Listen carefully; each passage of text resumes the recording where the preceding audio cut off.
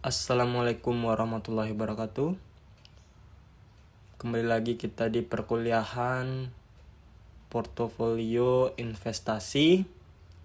Hari ini kita akan membahas tentang manajemen portofolio obligasi.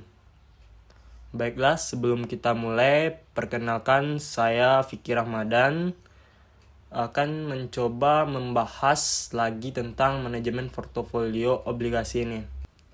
Oke, mari kita saksikan pembahasan saya berikut ini. Durasi konveksitas yang dimodifikasi. Jadi, sementara durasi Macaulay itu melihat sensitivitas obligasi terhadap perubahan tingkat bunga, durasi yang dimodifikasi mengevaluasi dampak perubahan hasil pada harga. Durasi yang dimodifikasi dapat digunakan untuk memperkirakan perubahan harga obligasi, mengingat perubahannya kecil dan hasil yang diperlukan. Kemudian kita lanjut ke durasi portofolio.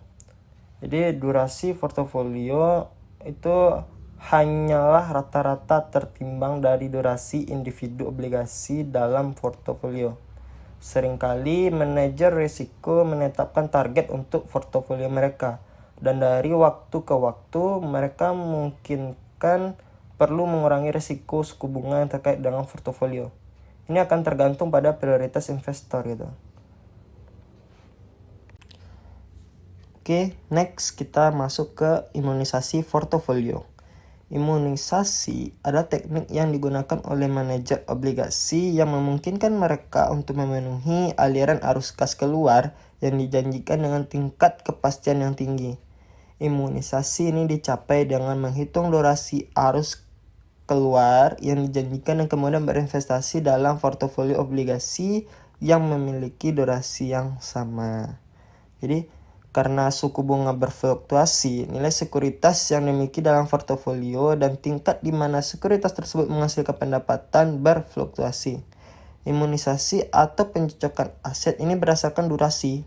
Jadi memungkinkan portofolio memenuhi kewajiban meskipun ada pergerakan suku bunga. Nah, ada pun masalah dengan imunisasi. Satu masalah dengan imunisasi adalah durasinya tidak konstan. Dengan sedikit perubahan suku bunga, durasi tidak akan berubah. Namun, ketika ada perubahan suku bunga yang signifikan, durasi akan berubah dan manajer itu portofolio karenanya harus menyeimbangkan kembali portofolio dengan obligasi durasi baru. Masalah dengan hal ini adalah seringnya penyeimbangan ulang peningkatan biaya transaksi sehingga manajer portofolio mungkin mengalami kesulitan dalam mencapai hasil penyeimbang kembali.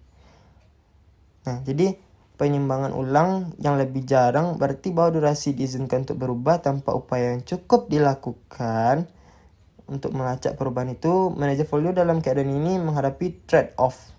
Nah, jadi strategi imunisasi bekerja paling baik jika kurva hasilnya datar, di mana kurva hasilnya miring atau ke bawah, atau masalah yang bisa muncul dari durasi Macaulay itu dihitung atas dasar bahwa ada perubahan paralel pada kurva imbal hasil.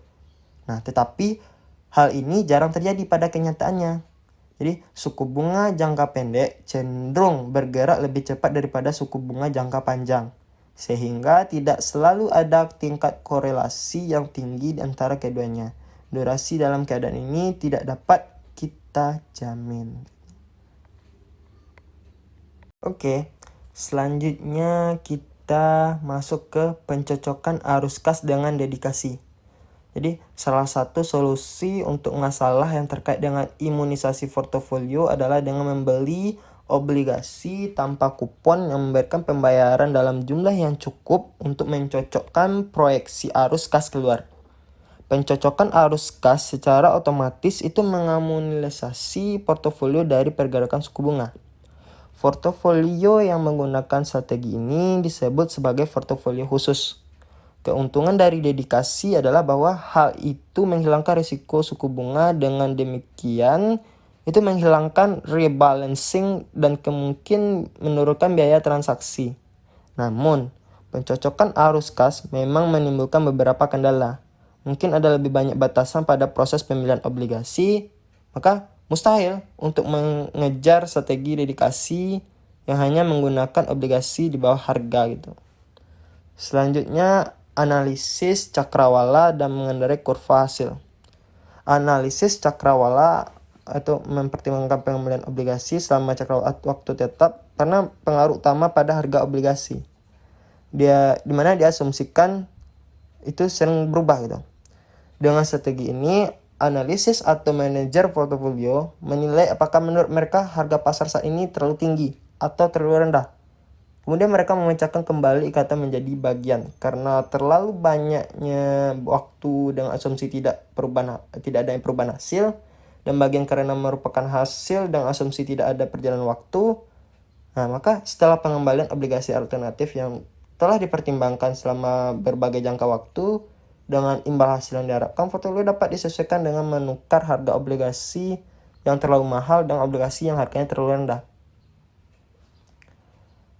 Nah, jadi versi tertentu dari analisis ini atau horizontal kita sebutnya mengendarai kurva imbal hasil. Strategi ini melibatkan pembelian sekuritas jangka panjang dengan imbal hasil lebih tinggi daripada yang diperlukan untuk memenuhi kewajiban arus kas keluar, dan menjualnya untuk mendapatkan keuntungan modal saat arus keluar jatuh tempo dengan asumsi bahwa kurva imbal hasil tetap tidak berubah.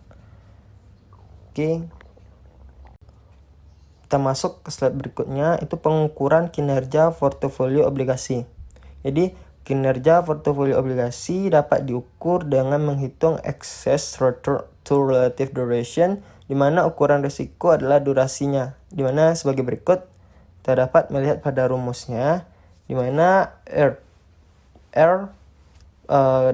P dikurang F, mana RP itu pembelian portofolio, RF itu pembelian bebas risiko sama periode yang sama, dibagi dengan DP atau DM, di mana durasi portofolio atau relatif terhadap pasar gitu. Oke, mungkin rekan-rekan bisa melihat langsung pada slide-nya penghitungan dari ini. Jadi berdasarkan durasi yang disesuaikan itu, portofolio B mengungguli portofolio A. Diperhatikan bahwa jika portofolio memiliki durasi yang sama dengan pasar, maka tidak ada penyesuaian yang dibuat untuk kelebihan pengembalian. Oke. Terima kasih kepada rekan-rekan semua yang udah mendengarkan video presentasi saya pada kali ini, mana materi kita manajemen portofolio obligasi. Saya mengucapkan terima kasih. Saya tutup dengan wassalamualaikum warahmatullahi wabarakatuh.